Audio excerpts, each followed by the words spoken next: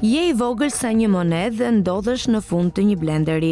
Ke 60 sekonda para se tehet të fillojnë të rrotullohen. Çfarë do të bëje për të shpëtuar veten? Kjo pyetje e çuditshme është një nga më të shpeshtat në intervistat e punës në Google, e krijuar për të testuar kreativitetin dhe aftësinë për të arsyetuar nën presion. Pyetjet e ngjashme që shfaqen në intervistat e tyre janë: sa shkopin golfi mund të futen në një Boeing 747 ose sa do të merrnit për të larë të gjitha dritaret në Seattle? Në fillim, pyetja mund të duket si një problem i thjeshtë me një përgjigje intuitive dhe të dukshme. Megjithatë, në të vërtetë ajo përmban parime komplekse të biomekanikës dhe fizikës që janë jashtë pritshmërive të shumicës.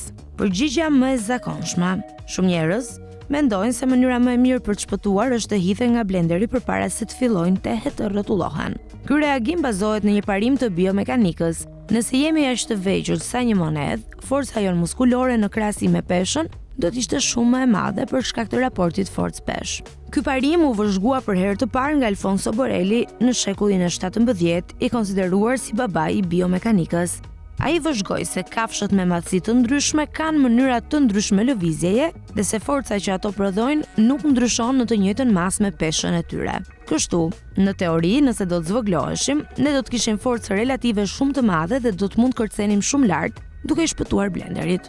Megjithatë, kjo nuk është përgjigjja e plotë dhe nuk funksionon në praktik. Për të kërcyer lart, muskujt duhet të transferojnë energjinë tek toka, duke u shtrënguar dhe duke krijuar një forcë mjaft të madhe për të dalë nga blenderi. Por sa më i vogël të jesh, aq më shpejt duhet të ndodh kjo. Dhe në një shkallë të tillë të vogël kohe, muskujt nuk mund të tkurren mjaftueshëm shpejt për të prodhuar forcën e nevojshme.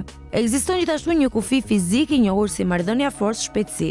Sa më shpejt të tkurren muskujt, aq më pak forcë mund të gjenerojnë. Kështu që pavarësisht forcës relative më të madhe që do të kishim në raport me peshën, kërcimi që mund të bëjmë do të ishte shumë i vogël, vetëm disa centimetra.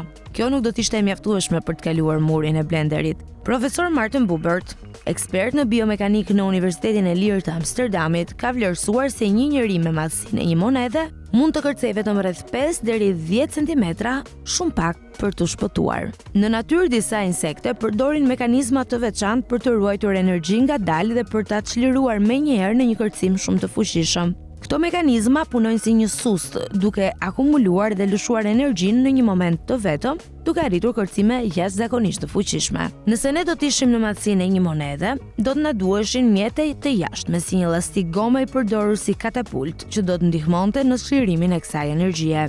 Pa një mekanizëm të tillë, muskujt tan thjesht nuk do të ishin në gjendje të prodhonin forcën e nevojshme.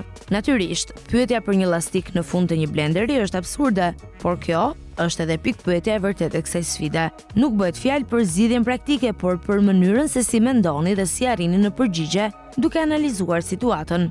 Pyetja nuk ka një përgjigje të saktë dhe përdoret për të vlerësuar aftësinë tuaj për të menduar jashtë kornizave dhe për të argumentuar në mënyrë kreative. Ajo mat mënyrën se si reagon një kandidat ndaj sfidave të pazakonta dhe si përdor njohuritë e tij për të nxjerrë përfundime logjike.